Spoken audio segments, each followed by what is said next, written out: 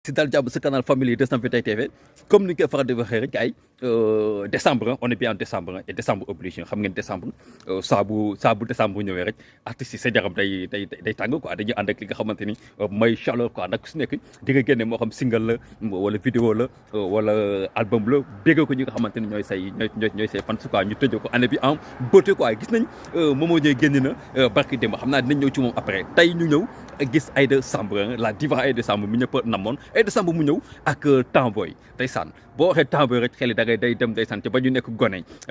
gone ndeysaan ak niñ doon foowee ndeysaan ak façon jeu ñi nga xamante ne ñun moom lañ amoon ci boobu jamono bien avant l'arrivée des technologies ndax lu ma seetlu mooy Aida temps boy bi lu mu ciy junj mooy démb ak foowu tey parce que boo xoolee début vidéo bi ñu nga wane ndeysaan ñaari xale ku góor ak ku jigéen ku si nekk yaa ngi yor sa tablette bi Aida di wax ak ñoom sax ñu ngi koy naan nii loolu mooy bu ñu yàkkal ndax ku si nekk yaa ngi concentré wu ci li nga xamante ni mooy sa jeu quoi et c'est ça qui fait la différence quoi tey xale yi dañuy foo yor seen i tablette moom mais c'est normal ndax jamono moo fa toll tey xale yi ñoom ay tablette la ñu xam ak yeneen mais dafa am benn phénomène bu ci nekk mooy ku si nekk boo concentré wu ci sa jeu ci sa tablette wala waree ba lu mu mënti doon yow bu ñu lay woo sax amaana tu auras du mal pour nga dégg ki lay woo ndax concentration bi ngay nekk ci tablette bi wala ci jeu bi du coup ambiance bi nga xamante ni mi ngi doon am démb ci bu ñuy foo ndeysaan Aida mu ngi koy wax di def ay lambi golo ay duuta mbaay ak yeneen nga xamante ni bu ñu koy def dañuy dajaloo ci koñ bi ñun ñëpp ndeysaan mu am benn ambiance bu extraordinaire am benn symbiose boo xamante ni dafay nekk entre ñun ñi nga xamante ni ñooy xale yu dëkkandoo yeeg yooyu noonu loolu ça a tendance à disparaître loolu pour nga gis ko léegi dafay rare c'est xanaa nga dem ca réew ca village yi sax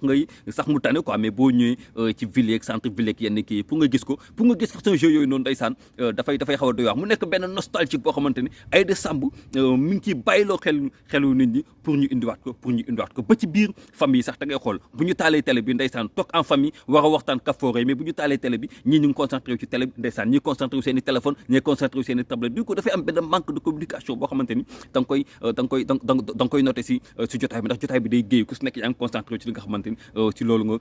nga yokk en tout cas c'est un message boo xamante ni c'est un message vraiment fort un message vraiment extraordinaire Aida Samb dul ñu ko mu teg ko ci benn rythme boo xamante ni ku ko dégg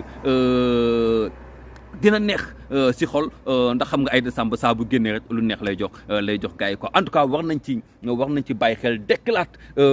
li nga xamante ni mooy foowum temps booy ñun lu ñu xamoon jëm ko incluraat xale yi moo xam ci biir école yi lay doon waree fa moo xam fu nga xamante ni xale yi dañ fay tase quoi en tout cas Aida Samb ñëw na elle a frappé fort respecté à la diva respecté à Aida Samb gars yi dox daje beneen ak ki nga xamante ni mooy Momo Dieng